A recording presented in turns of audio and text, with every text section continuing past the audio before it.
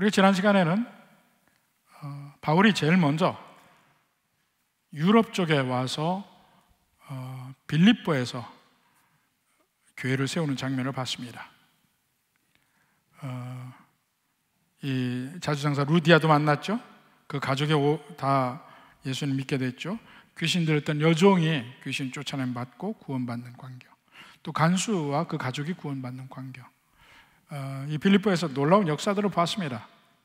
그렇지만 핍박도 많았죠. 감옥에 갇히기도 하고 채찍에 맞기도 하고. 그러다가 결국 거기서 이제 떠나게 돼서 그 다음 그리스 남쪽으로 서서히 내려오게 되는데 17장 1절에 보니까 암비볼리, 아볼로니아 그리고 데살로니가까지 오게 되는 장면이 있습니다. 데살로니가에 다시 베레아로 갔다가 아덴까지 가는 장면이 오늘 말씀에 있는데 한번 지도를 보면서 한번 봅시다.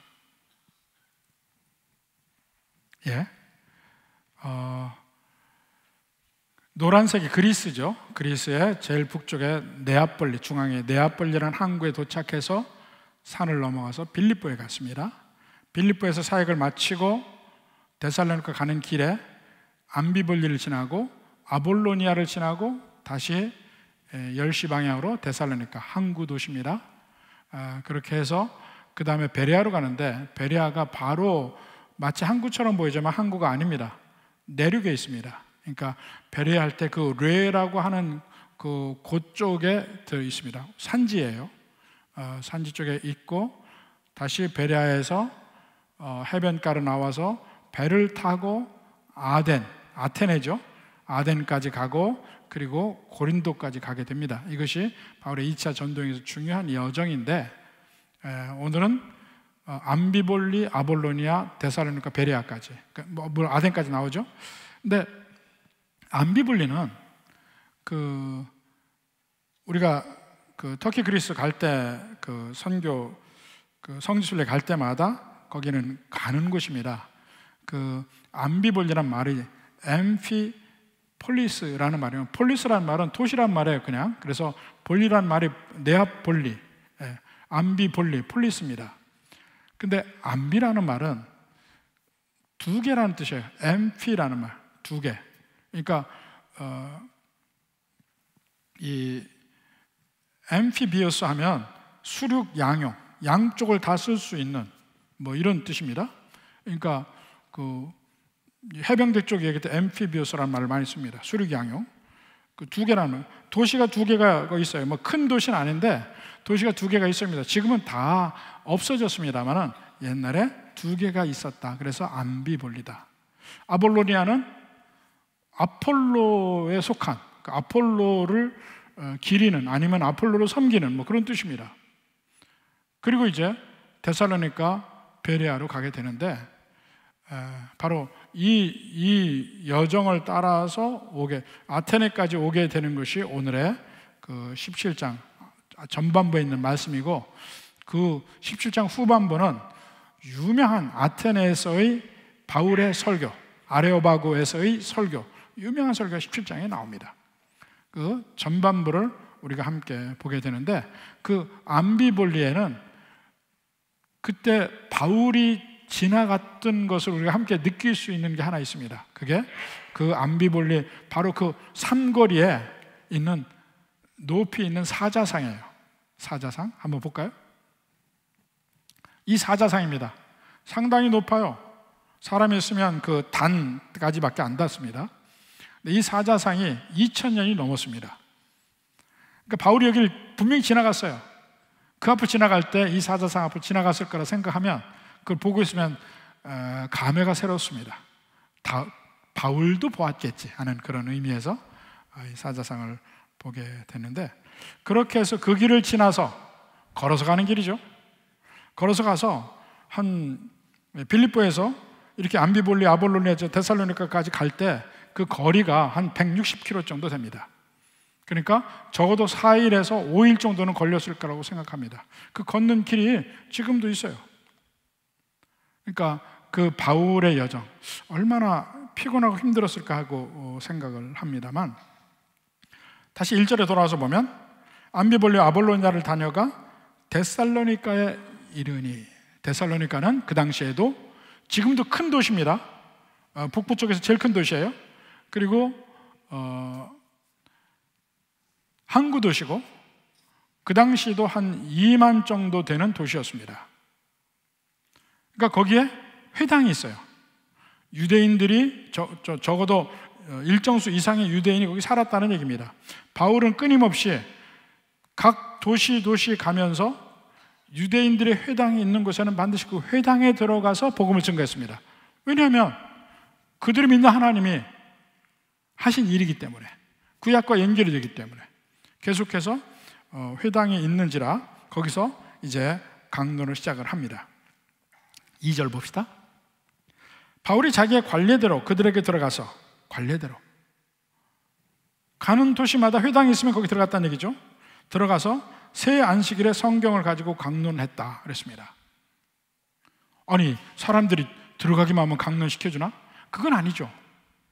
바울이야말로 그 당시에는 엘리트 중에 엘리트입니다. 유대주의 안에서 바리새인 중에 바리새인이었고 가말리엘이 문화였고, 지금으로 얘기하면 명문대학에서 박사학위 받은 사람이에요. 그 사람들이 시골 대학에 가니까 당연히 오늘 좀 강의를 해 주십시오 하고 부탁하는 정도예요. 그러니까 거기서 새 안식일에 성경을 가지고 강론했다. 그러니까 바울이 데살로니가에 있었던 시간이 채 한 달이 안 됩니다. 근데 거기서 가르치고 강론을 했어요. 근데 그 강론했다고 하는 말이 그냥 오늘날처럼 설교를 했다는 얘기는 아니에요. 질문하고 답하고 마치 대화라는 형식을 통해서 진리를 가르치는 방법대로 했다는 거예요. 그러니까 이 NIV 성경에도 보면 He reasoned with them 이라고 되어 있습니다. He reasoned with them. 그들과 따졌다는 거예요. 서로 논쟁을 하고 따졌다는 거예요. 근데 그 강론한 것이, 질의응답한 것이 어떤 식이냐면 그 뒤에 뜻을 풀어 설명했다는 얘기입니다. 설명했다는 거. 그리고 그 다음에 그리스도가 해를 받고 죽은 자 가운데 다시 살아날 것을 증언하고 증명했다는 거예요. 성경의 증거를 가지고 얘기했다는 겁니다. 뜻을 풀어 설명했다는 겁니다. 어떻게 하나님의 은혜가 이 땅에 임했는지 설명해. 구약 성경을 가지고 설명하고 그 구약 성경이 드디어 예수님 안에서 이루어진 것을 설명하고,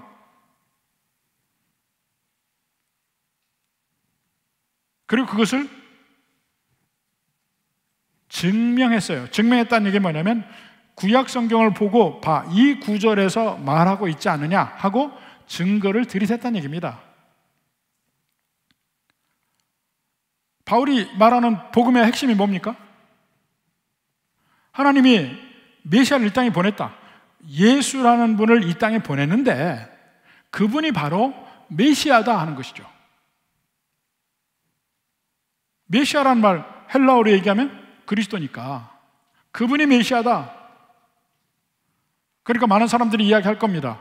아니, 메시아는 이 땅에 와서 우리 유대인을 구하고 온 세상을 구하고 해야 되는데 십자가에 못 박아 죽었지 않느냐? 아니, 십자가에 못 박힌 건 맞는데 하나님이 그분을 다시 살리셨다. 이걸 설명하는 거죠, 하나씩. 근데 그냥 설명만 가지고 안 되죠. 이해가 안 되죠. 그래서 성경을 가지고 증거를 대기 시작합니다. 가장 대표적으로 이사야서 53장. 이사야서 보면 승리하는 하나님의 종도 나오지만 고난받는 하나님의 종도 나와요. 그 대표적인 예가 이사야서 53장이에요. 메시아가 이렇게 고난받는 걸 이사야서에 보이지 않느냐? 증명한 겁니다. 시편 22편 봐라. 여기 나오지 않느냐? 또 시편 2편도 보면 열방이 그를 대적할 때 하나님이 그를 살리십니다. 이렇게 하나하나 3주간에 걸쳐서 새 안식일에 회당에서 강론을 한 겁니다. 예수님의 부활도 이야기하고 바로 십자가에 못 박혀 죽으신 이 예수가 바로 그리스도라. 예수라는 것은, 이 말은 그 예수님의 이름이죠. 이름이에요. 근데 그리스도라는 말은 이름이 아니죠. 타이틀이에요. 최규현 목사, 최규현이 목사다 하는 말과 똑같아요. 최규현은 제 이름이에요. 목사는 제 타이틀이에요. 최규현이 목사다. 예수가 그리스도다. 그렇게 해서 한 달 동안 데살로니가에서 가르치셨습니다.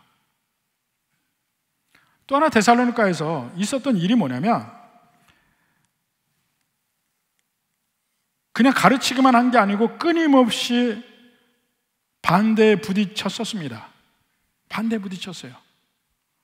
사실 이 데살로니가에서 한 달도 채 못 되는 시간이 있다가 결국은 거기서 온갖 핍박을 당하면서 베레아로 갔다가 아덴으로 갔다가 다시 고린도까지 가게 되는데, 그 와중에 아테네로 떠나면서 디모데와 실라를 데살로니가와 빌립보로 보냅니다. 보내고 다른 사람하고 아테네 와요.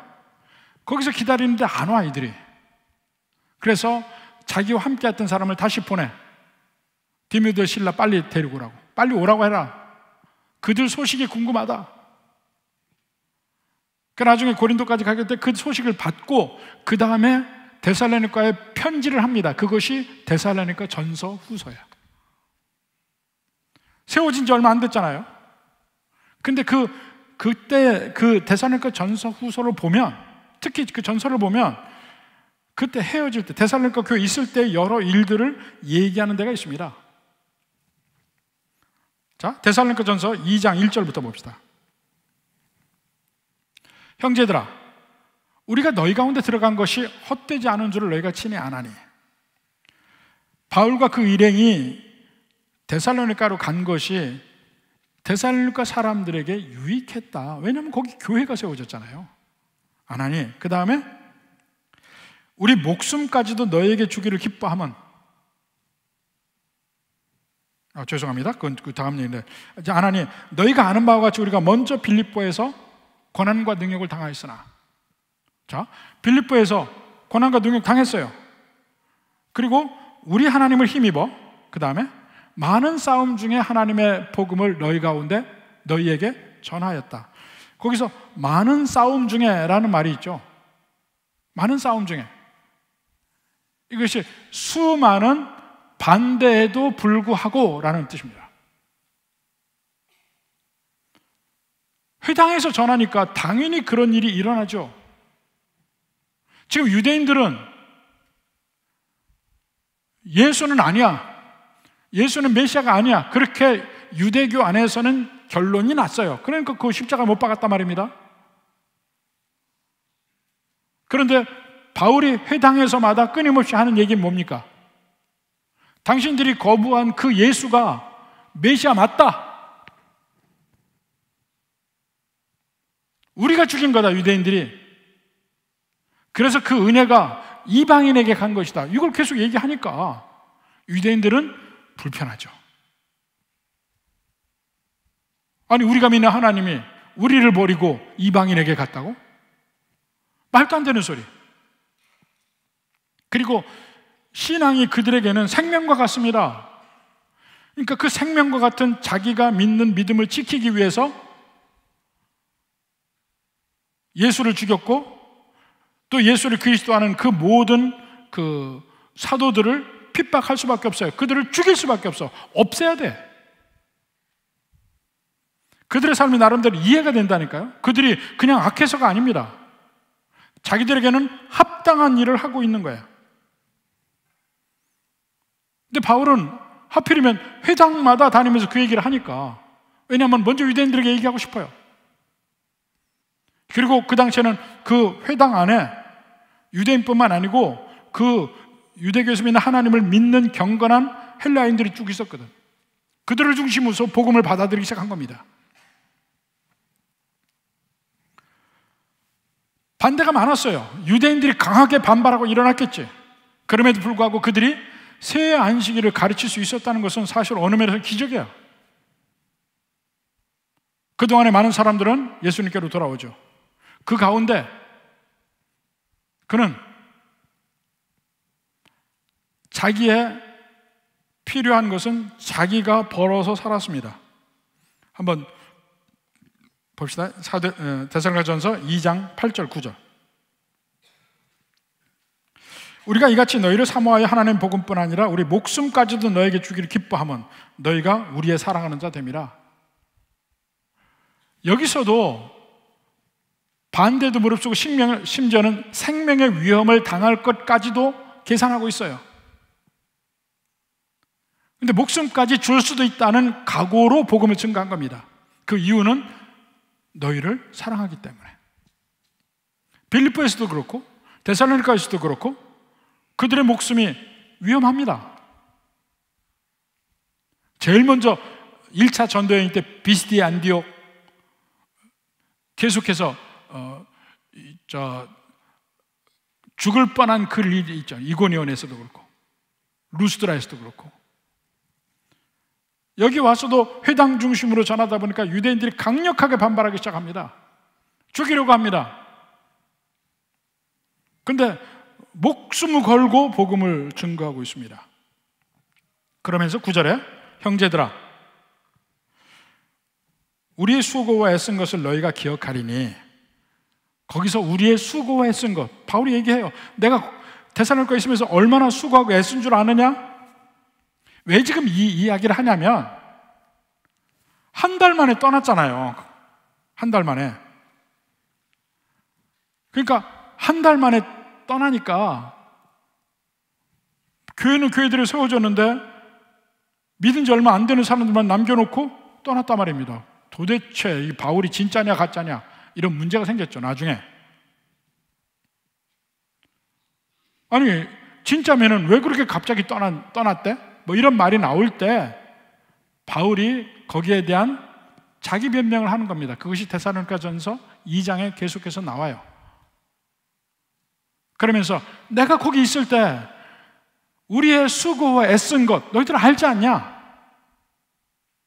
그리고 수고하고 애쓴 것 중에 뭐가 있냐면 내가 기억하리니 너희 아무에게도 폐를 끼치지 아니하려고. 사실 오늘 본문에 보면 야손의 집에 좀 있었던 것 같아요. 그렇지만 폐를 끼치지 아니하려고 밤낮으로 일하면서 너에게 하나님의 복음을 전하였다. 그러니까 데살로니가에 있을 때는 그들의 일용할 양식을 위해서 일을 했던 거야.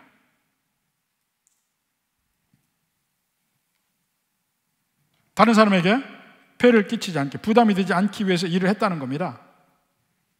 그렇게 해서 데살로니가에서 한 달이 못 되는 기간을 있었는데 그 결과가 4절에 보니까 그 중에 어떤 사람 곧 경건한 헬라인의 큰 무리와 많은 사람이 믿었어요.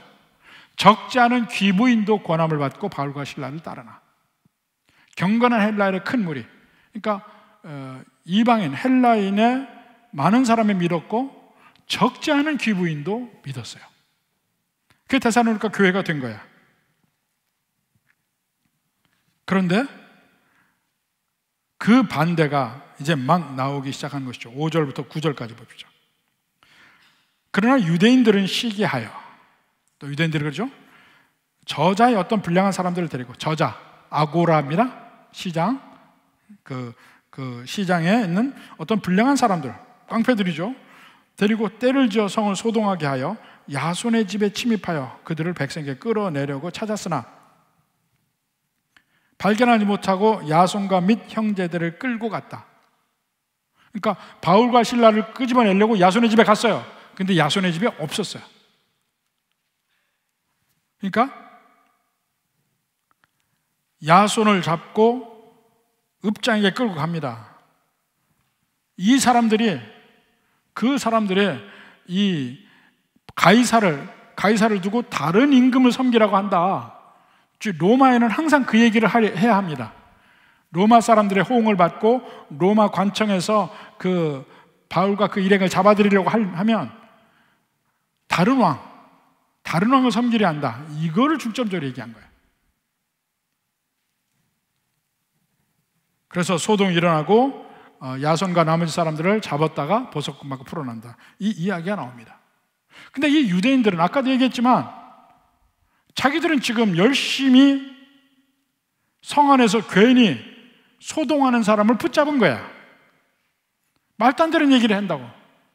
그런데 바울과 그들의 입장에서 보면 저 사람들은 정말 제대로 된 진리를 완전히 받지 못하는 사람이잖아. 완전히 반대의 관점을 가지고 있습니다. 누가 옳아요? 근데 유대인들도 자기들 나름대로 옳다고 믿고 하다니까. 재밌는 사진 하나 보여드릴게요. 이 플로리다 올랜도 가면 올랜도에 하여튼 노는 건 거기 다 있어요. 디즈니 월드가 있죠. 근데 디즈니 월드라고 해서 하나가 아닙니다. 4개가 있어요. 4개가.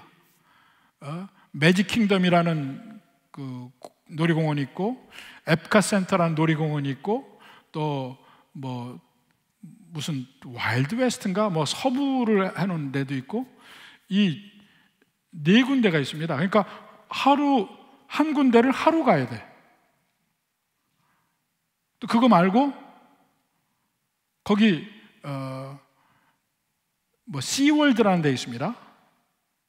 모든 뭐 물에 관한 뭐 물고기니 뭐니 뭐 이 킬러 웨일이 뭐 넘고 뭐 하고 하는 그런 모든 쇼도 하고 그런 데가 있어요.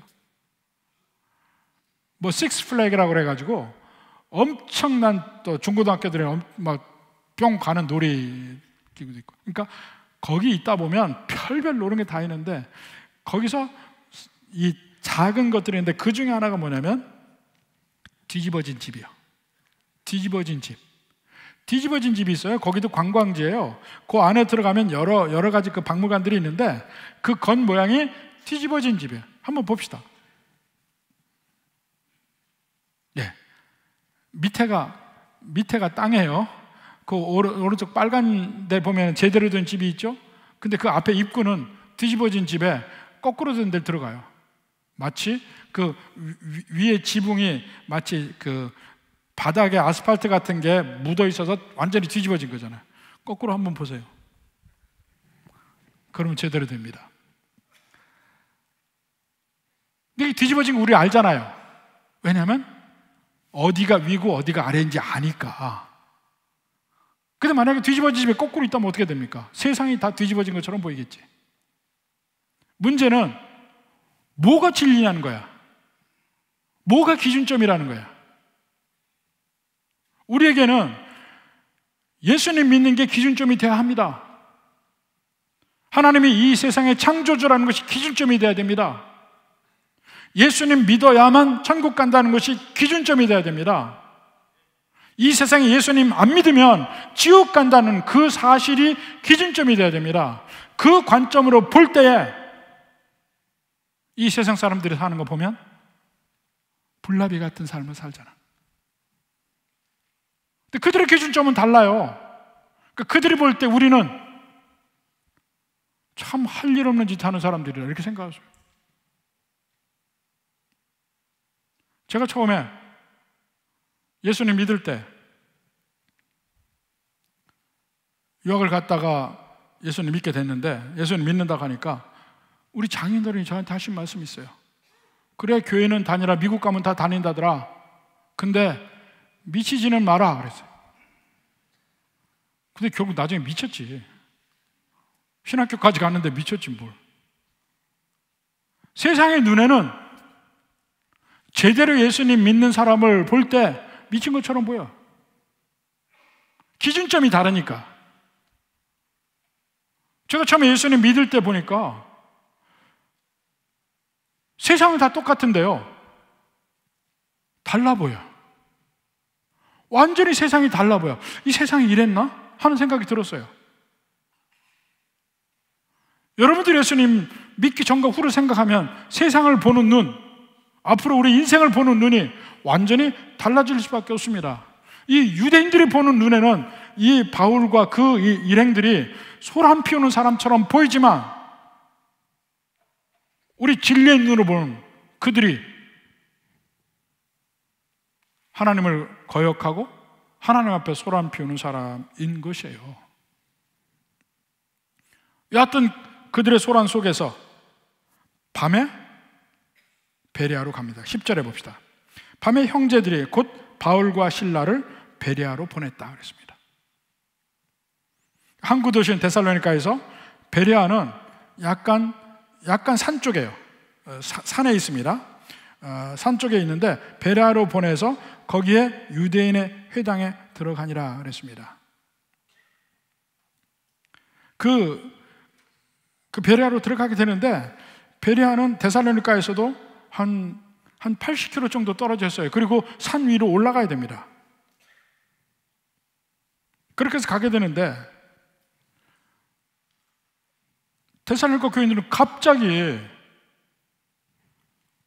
밤에 그들이 떠났으니까 없어졌잖아요. 한 달도 안 되는 기간 동안에 그들이 가르침으로 예수님 믿고 모여서 교회가 형성이 되는데 갑자기 핵심이 되는 사람이 없어졌어요. 그래서 좀 말이 있었거든요. 나중에 데살로니가 전서를 통해서 바울이 그들에게 이야기한 겁니다. 데살로니가 전서 2장 17절 봅시다. 형제들아, 우리가 잠시 너희를 떠난 것은 얼굴이요 마음은 아니다. 그 어디 심파소설에 많이 나오는 말 같아요. 마음은 거기 두고 갈게, 뭐 이런 말. 근데 실제 여기 이 말이 뭐냐면, 잠시 너희를 떠난 것은 하는 말이 영어적 표현으로 보면 We were torn away from you 라고 되어 있어요. torn away, 찢겨져 나갔다고 표현되어 있어요. 찢겨져 나가면 뭡니까? 멀쩡한 천이 있는데 천 일부를 찢어서 떼면 이것을 torn away라고 그래요. 떼내면 우리가 너희에게서 떠나려고 한 게 아니야. 억지로 찢겨 나가는 것처럼 떠날 수밖에 없었어요. 그렇게 표현하는 겁니다. 데살로니가 있고 싶었는데 억지로 찢겨 나가듯이 나갔어요. 그것은 얼굴이요 마음이 아니다. 그래서 우리는 너희 얼굴 보기를 열정으로 더욱 힘써 놓으라 그랬죠. 나중에 결국은 바울이 다시 돌아가면서 데살로니가를 또 들립니다. 고린도서부터 해가 나중에 또 들려요. 그러니까 데살로니가 반드시 한 번 더 들리게 되는데, 여하튼 떠나서 베레아로 가고 베레아의 회당에서 가르칩니다. 자, 11, 12절에 보니까 베레아에 있는 사람들은 데살로니가에 있는 사람들보다 더 너그럽다고 그랬어요. 옛날 성경에 뭐라고 되어 있습니까? 신사적이라고 되어 있어요. 그래서 아주 신사적이라고 이게 무슨 말인가 그랬는데, 여기선 보다 더 이해할 수 있게 너그럽다고 표현되는데, 그 너그럽다는 얘기가 뭐냐면 그들에게 간절한 마음이 있었다. 간절한 마음이 있었다. 그래서 그들이 복음을 받는 장면이 지금도 거기에 모자이크로 남아 있습니다. 사실 지난번 터키 그리스 성지순례 갔다 온 분들은 이 베레아를 갔습니다. 옛날에 갔던 분은 못 갔지만 이번에 갔어요. 한번 그곳을 한번 잠깐 볼까요? 예, 이게 베레아가 지금도 산에 이렇게 구릉이 많은 도시예요.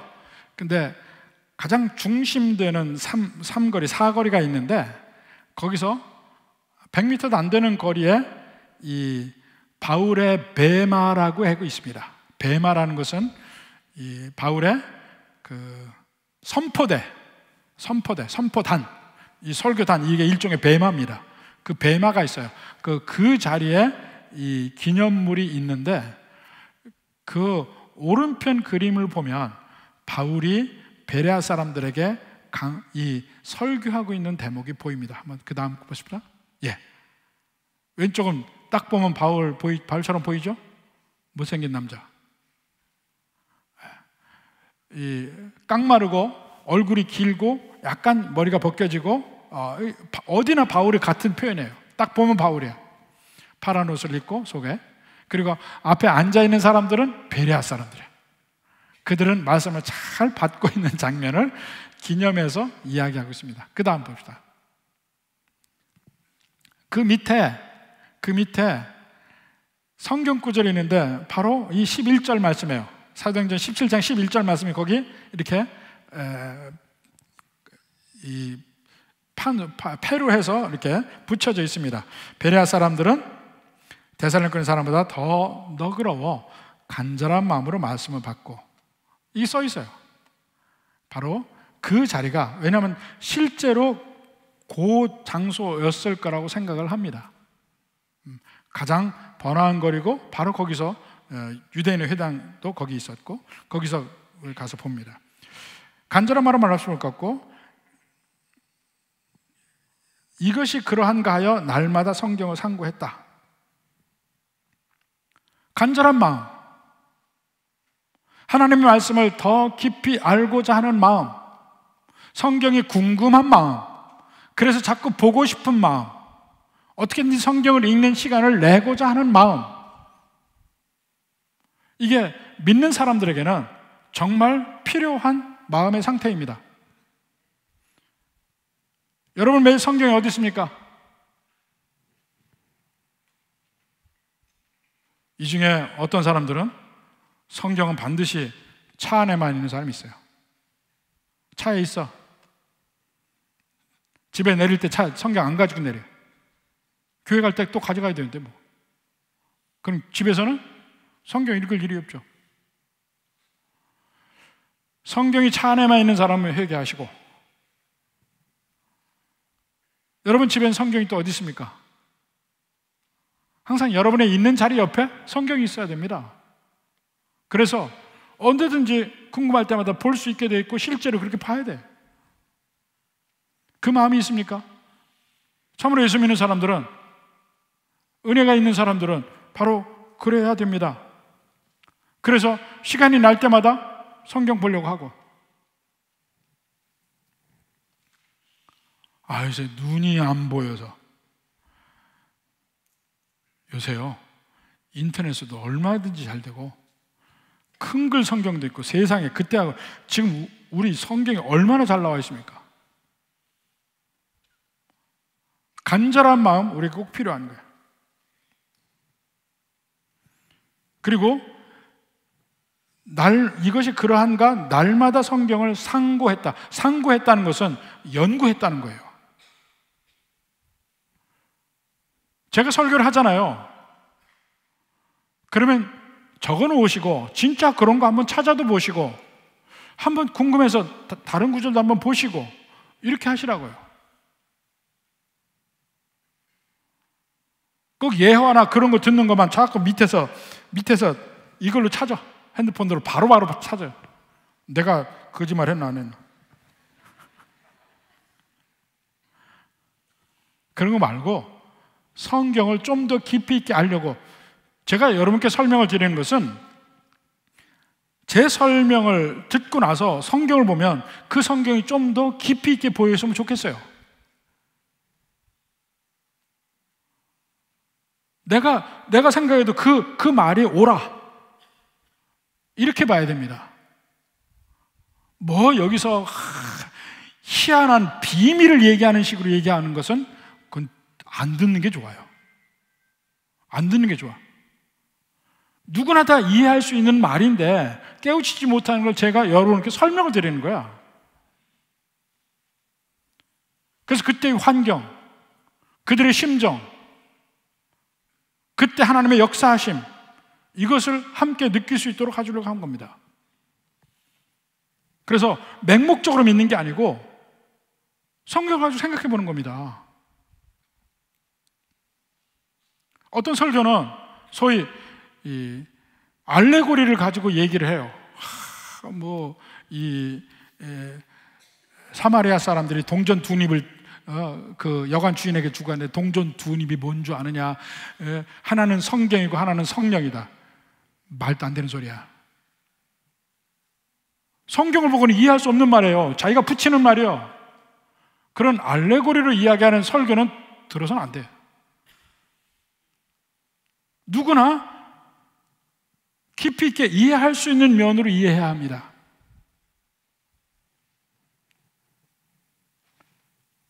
그래서 성경이 재미있고 성경을 읽을수록 내 삶을 비춰서 생각을 해보고 정말 그런가 하고 공부도 하고, 베레아 사람들이 그랬다는 거예요. 그래서 믿는 사람이 많아졌어요. 12절에 보니까 그 중에 믿는 사람이 많고 헬라의 귀부인과 남자가 적지 않다. 베레아에도 교회가 세워진 거야. 데살로니가도 교회가 세워지고.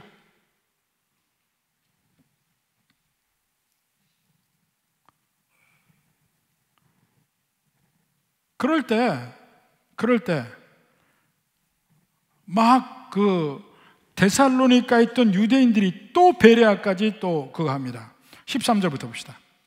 데살로니가에 있는 유대인들은 바울이 하나님의 말씀을 베레아에서도 전하는 줄 알고, 여기서 하나님의 말씀은 우리의 입장에서 하나님의 말씀이지 그들이 생각할 때는 또 이상한 말, 예수가 그리스도라고 하는 말을 전한다, 거기서도 전한다, 큰일 났다, 거기도 다 변할까 봐 큰일 났다 해서 거기까지 무리를 움직여서 소동합니다. 회당이 있고 회당이니까 회당끼리 다 통할 거 아니에요? 거기 가서 무리를 움직여 소동하게 하거늘 14절에 형제들이 곧 바울을 내보내요 바다까지 가게 하되, 베레아는 산 쪽이니까 바다까지, 항구 있는 데까지 가게 해서 실라와 디모데는 아직 거기 머물더라. 베레아에 계속 있어요, 실라와 디모데는. 그리고 바울의 명령을 받았어요. 데살로니가와 빌립보를 가서 사정이 어떤지 보고 와라. 그리고 15절에 바울을 인도하는 사람들이 그를 데리고 아덴까지 이르러, 아까 배 타고 온 거 봤죠? 그에게서 실라와 디모데를 자기에게 속히 오게 하라는 명령을 받고 떠나니라. 바울과 함께 아테네까지 온 사람들이 다시 바울의 명령을 받은 거야. 빨리 가서 실라 디모데 오라고 해라. 그들 놓고 왔는데 그 교회를 보고 어떤지 사정을 보고 오게 하라. 그래서 그 사람들이 간 겁니다. 나중에 아테네에서 기다려도 안 되니까 고린도까지 왔는데 실라와 디모데가 와서 데살로니가 교회에 보고를 하고 빌립보 교회에 보고를 하고, 그래서 바울이 거기서 데살로니가 전서를 씁니다. 데살로니가 편지를 합니다. 근데 그 편지할 때, 데살로니가 편지를 할 때 그 실라와 디모데 얘기를 들어보니까 데살로니가 교회가 너무 잘 선 거야. 자기는 한 달밖에 안 있었는데 거기 성도들이 잘 쓴 거야. 그래서 그들이 잘 믿는다는 이야기가 주변에 전부 소문으로 돌았다는 얘기까지 들었어요. 그것을 듣고 감사해서 편지에 그 말을 씁니다. 데살로니가전서 1장 7절 봅시다. 그러므로 너희가 마게도냐와 아가야에 있는 모든 믿는 자의 본이 되었느니라. 마케도냐 그리스 북쪽이에요. 아가야 아테네까지 있는 그 남쪽 지방이 아가야 지방이야. 그러니까 아가야는 모든 믿는 자의 본이 되었다 그래요. 오히려 데살로니가가, 그러니까 베레아도 그렇지만 데살로니가가 더 큰 도시예요. 더 많은 사람이 믿었던 것 같아. 그리고 그 믿는 사람들이 제대로 믿는 본을 보인 겁니다. 불과 바울은 한 달 정도 거기 사역을 했는데 얼마나 감사한 일입니까? 그걸 얘기하는 것이죠. 그리고 그들의 본을 보인 내용이 뭐냐면 그 데살로니가전서 1장 9절 10절에 나옵니다. 한번 봅시다. 9절에 그들이 우리에 대해 스스로 말하기를, 그러니까 그 주변 사람들이 먼저 바울과 그 일행에 대해서 스스로 말하기를 뭐라 합니까? 우리가 어떻게 너희 가운데 들어갔는지, 온갖 핍박과 환난을 받는 중에도 데살로니가 가서 복음을 증거했다. 이걸 다 주변 사람 다 알아요. 그리고 너희가 어떻게, 자, 데살로니가 교인들의 소문이 난 세 가지 내용이 나옵니다. 어떻게 우상을 버렸는지 소문이 났어요. 그들에게, 바울에게 우상은 뭡니까? 그리스의 모든 신들, 제우스 신, 아폴로 신, 모든 그리스의 신들을 다 그들이 버린 거예요. 그러니까 이게 헬라 문화인데 그걸 다 버린 겁니다. 그러니까 그 당시에는 아주 혁명적인 얘기죠. 모든 우상을 버리고 그냥 우상 버렸다는 얘기입니다. 그들의 삶에서 나왔다는 얘기예요. 그 다음에 두 번째가 하나님께로 돌아와서 살아계시고 참되신 하나님을 섬기는지, 우상 다 버리고 하나님께 돌아와서 이제는 하나님의 말씀대로 섬기고 하나님 말씀대로 순종하고 사는 거, 그게 소문이 퍼진 거예요. 세 번째는 또 죽은 자들 가운데서 다시 살리신 그의 아들이, 예수님이 하늘로부터 강림하실 것을 너희가 어떻게 기다리는지, 소망 가운데 사는 겁니다. 그러니까 이 소망은 왜 필요하냐면 현재의 삶에서 힘들고 어려울 때 이 기다림이 정말 필요합니다. 많은 반대가 있을 때, 오히려 예수 믿는 삶인데 안 믿는 사람보다 삶이 힘들고 어렵고 못하다고 생각할 때, 그때 필요한 얘기 뭐냐면 소망이에요. 예수님이 다시 오시는 그날에는 주님이 나의 이 모든 것을 아시고 주님이 나의 모든 것을 갚아주시고 믿지 않은 그들보다 나를 더 영화롭게 하시고 천국으로 인도하실 것이라는 믿음, 그 믿음이 온갖 환난과 어려움에서 나를 건져주는 겁니다. 이 세 가지, 우상을 버리고 하나님을 섬겨, 현재적인 얘기죠. 우상을 버리고 하나님 섬겨, 그리고 예수님이 다시 오시는 그날을 기다리고 살아. 이 세 가지 소문이 그 주변에 다 퍼졌다. 이것을 기뻐해서 데살로니가 편지하면서 그 쓰는 거예요. 근데 그들은 한 달도 안 되는 기간에 바울에게 믿은 거예요. 그리고 바울이 떠날 때는 밤중에 떠났어요. 도대체 바울이 진짜 우리의 목자 맞냐? 뭐 이런 소리까지 나와서 거기에 대한 편지를 쓰는 겁니다. 복음이라는 게 참 신기해요. 우리가 잠깐 전한 복음이 어떻게 뿌려져서 열매를 맺을지 우리는 모릅니다.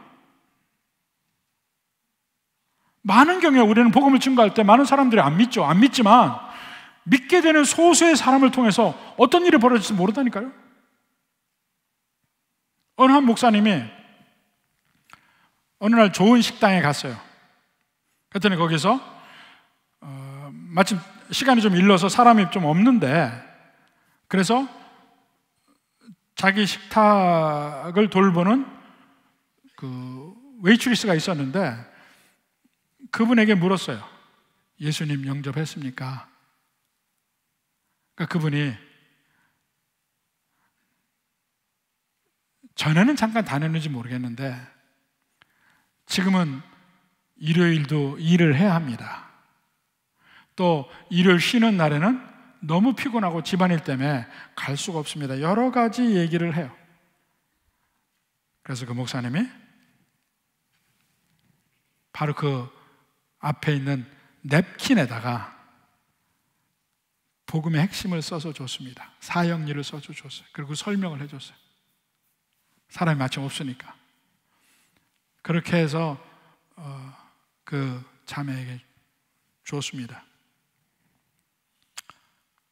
그리고 얼마 지나서 다시 그 식당을 갔어요.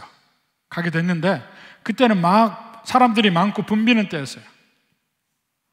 근데 그 목사님이 가게 되니까 저 멀리서 바로 그 웨이트리스가 보고 막 반갑게 맞이하면서 이제 앉았을 때 얘기를 합니다. 목사님 주신 성경책 잘 읽고 있습니다. 그리고 어떤 때는 밤 늦게까지 그 성경을 읽고 그렇게 하고 있습니다. 그러면서 주머니에서 뭘 하나를 꺼내요. 근데 전에 사형리를 써줬던 그 냅킨이야. 근데 목사님 이게 여러 사람한테 보여줬더니 이게 다 해졌네요. 다시 한번 써주면 안 되겠습니까? 복음은 그런 거예요. 우리가 이 사람 저 사람 복음을 증거했는데 누가 누가 예수님 믿을지 모릅니다. 근데 그 중에 믿게 되는 사람 보면 우리가 놀랄 정도로 복음이 역사하고 있는 것이 경험되는 거예요. 여러분도 어디서든지 누구에게나 그냥 던지듯이 얘기를 해도 괜찮아요. 복음을 설명해도 좋아요. 마침 혹시 성경을 가지고 있다면 성경을 줄 수도 있잖아요. 근데 묘하게 성경은, 하나님 말씀은 그 자체로 능력이 있습니다. 어떻게 될지 몰라. 불과 한 달도 안 되는 기간 동안에 바울이 증거하고 세운 그 교회가 온 마케도니아와 아가야 전체에 소문이 났어요. 진짜 저 사람들 예수 믿는 사람들이라고. 진짜 저 사람들은 모든 우상 다 버리고 자기들이 믿는 하나님 잘 섬긴다고, 어떠한 어려움도 잘 견디고 있다고. 여러분 어떻습니까? 여러분의 인생에는 바로 그 데살로니가 교인이 가지고 있는 그 세 가지 특징 확실히 나타납니까? 우상을 다 버립니까? 버렸습니까? 열심히 하나님 섬기려고 노력합니까? 주님이 오시는 그날을 기대하며 살고 있습니까?